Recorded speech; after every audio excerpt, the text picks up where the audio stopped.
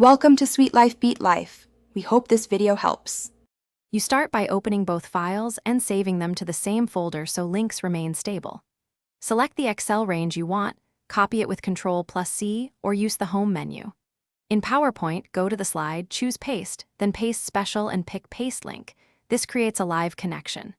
Once done, resize and position the object. Make sure Excel stays in its saved location so the link can find the source when you update or present. Once the linked object is on the slide, you need to manage how it updates. Open File Info, edit Links to Files, or right-click the object and choose Links. Here you can change the source or set update behavior. Choose Update automatically if you want real-time changes or manual for controlled updates.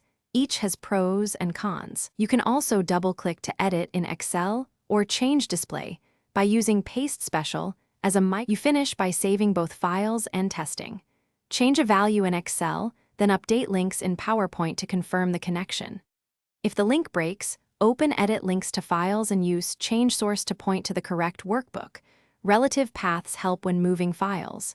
If links still fail, or you must share without the source, embed the worksheet as a fallback.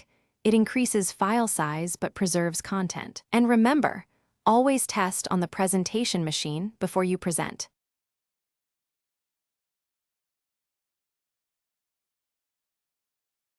Thanks for watching. Consider subscribing if we helped you.